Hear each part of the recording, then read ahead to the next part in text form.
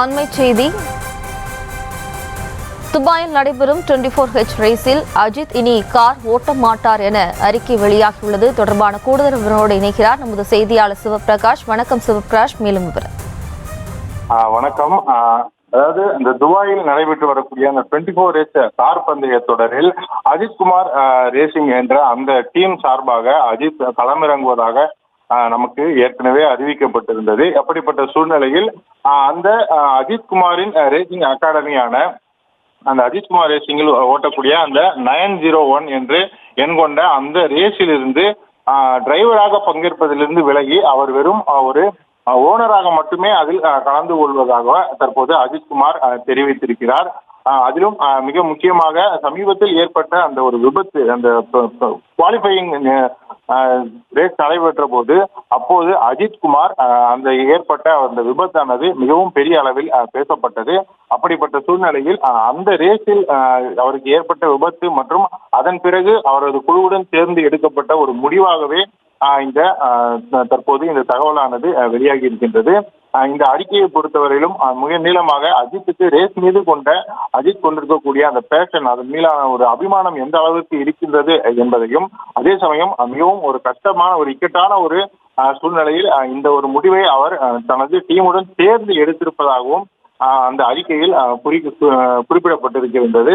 அது மட்டும் இல்லாமல் ஒரு ஓனராக இந்த 901 என்று எண் கொண்ட அந்த காரில் ஒரு ஓனராக அஜித் தொடர்ந்து ஈடுபடுவார் என்றும், அதே சமயம் அந்த போஸ்ட் கேமன் GT4 என்று குறிப்பிடக்கூடிய அந்த கிளாஸில் 414 என்ற நம்பர் கொண்ட அந்த எண்ணில் அஜித்குமார் பங்கேற்பார் என்ற அறிவிப்பும் தற்போது வெளியாகி இருக்கின்றது. ஏற்கனவே தற்போது அந்த ரேஸ் துபாய் 24H ஈவெண்டில் நடைபெறக்கூடிய அந்த ரேஸில் தற்போது சீன வீரர் ஒருவரின் காரானது விபத்து ஏற்பட்டு கோட் 60 அமல்படுத்தப்பட்டு கார்கள் அனைத்தும் 60 கிலோமீட்டர் வேகத்தில் சென்று கொண்டிருக்கின்றன. இப்படிப்பட்ட சூழ்நிலையில் இந்த ரேஸ் தொடங்குவதற்கு முன்பாகவே அஜித்குமார் இந்த முடிவினை எடுத்து அந்த ரேஸ் நடத்தக்கூடிய ஆர்கனைசர்களிடம் இந்த தகவலை தெரிவித்திருக்கின்றனர். அதில் என்னுடைய நிறுவனமான அஜித்குமார் ரேசிங் அகாடமி சார்பில் இருக்கக்கூடிய அந்த 901 என்ற ஒரு அந்த எண் கொண்ட அந்த காரில் டிரைவராக நான் பங்கேற்பதாக இருந்தது. ஆனால் அதில் நான் டிரைவராக பங்கேற்காமல் அதில் வெறும் ஓனராக மட்டுமே இருக்கிறேன் என்று தற்போது அஜித்குமார் அவர்களிடம் கூறியிருக்கிறார். அதன் பிறகு அந்த 414 என்ற எண் கொண்ட அந்த காரினை தொடர்ந்து அவர் ஓட்டுவார் என்றும் எதிர்பார்க்கப்படுகிறது.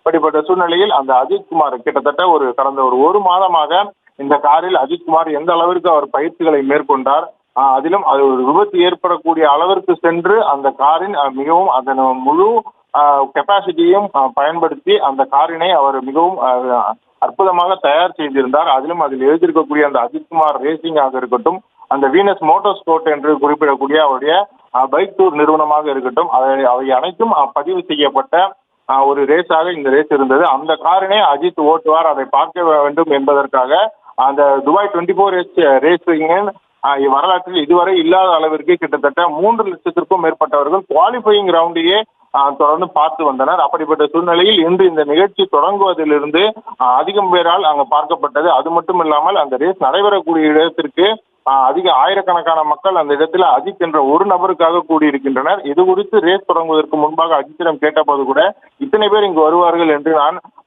எண்ணி பார்க்கவே இல்லை, ஆனால் இத்தனை பேர் இங்கு வந்திருக்கிறார்கள், இதனால்தான் என்னுடைய ரசிகர்களை நான் எந்த நிபந்தனையும் இன்றி அவர்கள் மீது அன்பு செலுத்துகிறேன் என்றும் அஜித் குறிப்பிட்டிருந்தார்.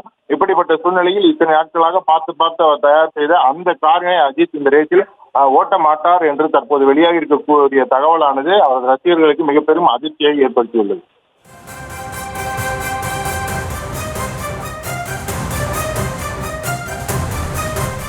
விவரங்களுக்கு நன்றி சிவபிரகாஷ்.